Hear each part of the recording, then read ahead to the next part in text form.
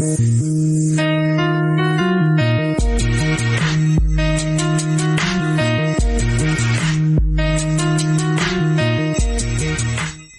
up, world? EstablishedRich coming right back at you. If you think the streets are dangerous, wait until that door closes behind you and you can't leave. Because in Georgia, the place they send you after the crash out can have a higher homicide rate than most of the most dangerous cities in America.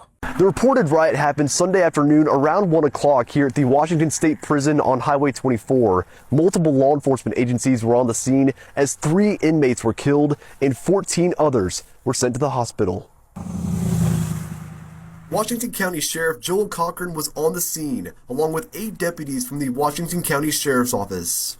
It's always sad when people lose their lives to violence, and just ask that keep the family members and the inmates and the employees that work in these facilities. We just pray that for their safety. They joined the Georgia State Patrol, Johnson County Sheriff's Office, and the Davisboro Police Department to secure the area following the initial 911 calls. We maintained the perimeter until the Department of Corrections were able to get teams in place on the inside and to bring the facility back to order, which they did within a few hours. It's not clear why the riot started, but one correctional officer was also assaulted. The status of that officer and the inmates hospitalized is unknown. Investigators have identified the 3 deceased inmates as Ahmaud Hatcher, Jimmy Trammell, and Teddy Jackson. Trammell was at the facility for burglary charges, while Hatcher was there for aggravated assault and theft charges while in Richmond County. Jackson was also facing aggravated assault charges. Cochran says despite the riot, those living nearby are not in danger. It's always a concern, but I think the citizens that live in and around that facility can rest assured that we stay on top of it. We have a close working relationship with the Department of Corrections, so when things are going on, they can feel safe that our deputies are going to be in the area very, very quickly. The Georgia Department of Corrections is now leading the investigation into the riot. Cochran says they will assist them if necessary. This ain't some old prison story somebody made up to scare kids. Federal investigators say Georgia prisons are understaffed, gangs have control of the housing units, and people are getting in a place the state is supposed to control. And that is the part I want some of y'all young dudes to hear. You think you hard because you survive the streets, but at least on the streets, you can walk away, get in your car, go to your mama house, or lock your own front door. In prison, the person you got a problem with may sleep 50 feet away from you. You don't get to say, man, I'm done with this, I'm going home. Because home might be 10 years away. That changes everything. We have had years where the homicide rate inside Georgia's prisons was higher than the homicide rate in Memphis, Tennessee. Think about how crazy that sounds. You can be safer walking around one of America's most violent cities than locked inside of a building the government is running. And I know what some of y'all gonna say.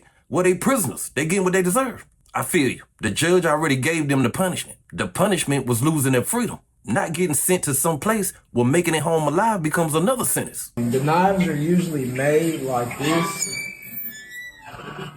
You're gonna cut that off of metal, okay? So you can see how it's outlined. I have a machete here. That would be the submachine gun. So we're literally gonna cut that. This is the part of prison people glorify until they see what it actually looks like. When people believe nobody is coming fast enough to protect them, everything around them starts looking like something they may need to survive. Imagine living somewhere where you gotta sleep with a knife because you don't know what's coming. That's not tough. That's exhausting. You can't relax. You can't let your guard down. Somebody looks at you too long. Somebody thinks you disrespecting them. Somebody owes you something. And now something that would have been a fist fight if you was outside becomes a knife fight. And this is what I want the crash out generation to understand. The rapper telling you to stand on business is not gonna come and stand beside your bunk when somebody got a problem with your ass. The people telling you in your comments, don't let them disrespect you, are still gonna wake up tomorrow, get something to eat, go see their children, and sleep in their own bed. You will be the one sitting behind the wall trying to figure out how a minute and 30 seconds took the rest of your life. That is the part they don't put in the music videos. I got stabbed in my sleep 9 times. Also set me up, man. Trying to put the word out there, you know what I'm saying? These people here is no good. Like, this shit is nowhere you want to be. All that street shit, this shit lame as fuck. Your partner gonna tell on you at the end of the fucking day. Now imagine being in that environment and not knowing if the person in the uniform is actually gonna protect you. I'm not saying every correctional officer is dirty, because there are people going inside these buildings every day trying to do their job and get back home to their families. But when a prison is understaffed and the wrong people get compromised, that changes the whole game. Now somebody can start wondering if a door was left open by accident or what somebody set up. Think about how paranoid that will make you. You already don't trust the people you locked up with, and now you don't know if you can completely trust the people who are supposed to be keeping order. That is how a prison stops feeling like a controlled facility and starts feeling like somebody else's territory with a state sign on the front. And this is why staffing matters. If you don't have enough people watching the tills, checking the doors, and responding when something happens, the strongest group inside eventually starts acting like they run the building. The state may own the prison on paper, but somebody else is making the rules while they sleep. That should scare everybody, not just if you have family locked up, but because that means the system has lost control of the people it was supposed to take care of. Yo, nigga, how we eating over here? You know what I'm saying? On the toilet. Get what? And this shit dirty as hell. This toilet ain't been clean in 30 days. Yo, man, this is what we eat right here, man. Ain't nothing but a little soups, cheese, beef stick, chips, and that jalapeno pepper.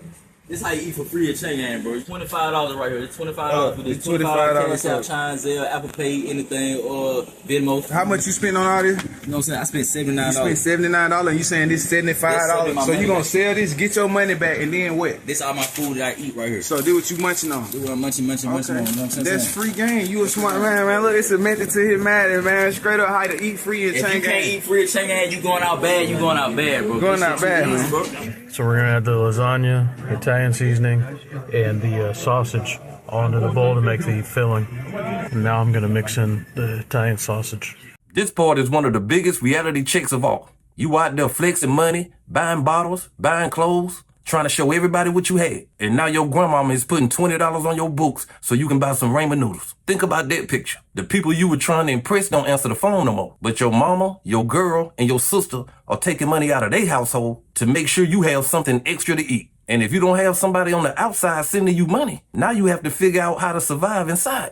People trade services, food, and whatever they have because even basic things have value when you can't just walk into a store and buy it. That is a completely different kind of poverty. You may have had nothing out here, but you were still able to walk into a gas station with $5. So something as small as food or hygiene can start controlling your whole day. And that's why I keep saying prison is not some extension of the street life. It is the end of your freedom to make basic decisions for yourself. What time you eat, when you move, what time you sleep, get up. When you see your family, somebody controls all of it. You thought you was proving that nobody could tell you what to do. Then you end up in a place where somebody tells you what to do all day long. Oh, you start. You say you went from what? I said now we went from friendship to slavery. Now he's Hey, slavery. man, this a business, man. Everything a business, bro. Oh yeah. When I call you up here, bro, and you make your money, bro, that shit cool, bro. Hey, you already know, man, you know, got my boy in here, cleaning up, gotta get me together. I ain't gotta do none of that shit, man. You know, when you got it like that, shit happen. We got one. You. And to me, this may be the darkest part of the whole thing. Now take somebody who was already living with fear, boredom, violence, and years away from their family with no real escape, and put something in front of them that makes them forget where they are for a little while. That is how somebody who came into prison with one sentence can end up trapped inside another prison while they already locked up. Now you ain't just trying to make it to your release date. You trying to feed an addiction in a place where everything has a price. And once you start owing people inside, that debt don't work like a credit card bill. You can't block the number and pretend the person don't exist because the person you owe may be sitting 10 feet away from your ass at breakfast in the morning. That is where desperation can put people in terrible positions. And this is what makes the whole situation so sad.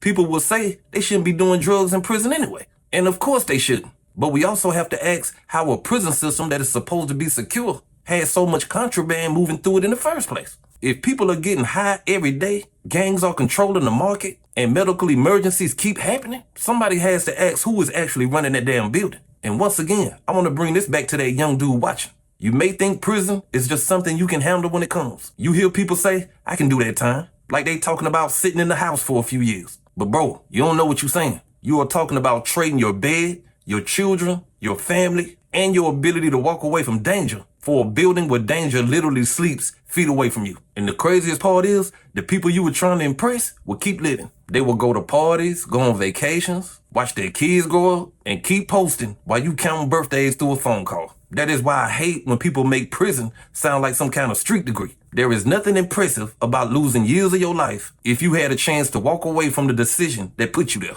And I also want to say something to the people who feel like these guys deserve it. They don't. If the state takes a person's freedom, the state takes responsibility for keeping that person alive too. The sentence is prison. The sentence is not being stabbed, robbed, starved, extorted, or left in the building so out of control that you got to become somebody else just to survive. And let's remember something else. Most of these people are coming home one day. If you send somebody to prison and they come out more violent, more paranoid, more addicted, and more traumatized than when they went in, who do you think they are coming home to? Us, our neighborhood, our communities. So wanting prisons to be safe don't mean we trying to be soft on crime. It means you have enough common sense to understand that somebody can be punished without being destroyed. And if you live in Georgia and this bothers you, don't just skip through the video. Find out who your state representative and senators are. Call their office and ask what they are doing about the homicides, staffing, contraband, and people dying in their custody. And for the young people, I want you to remember what you just watched before you think about crashing out. That argument, that disrespect,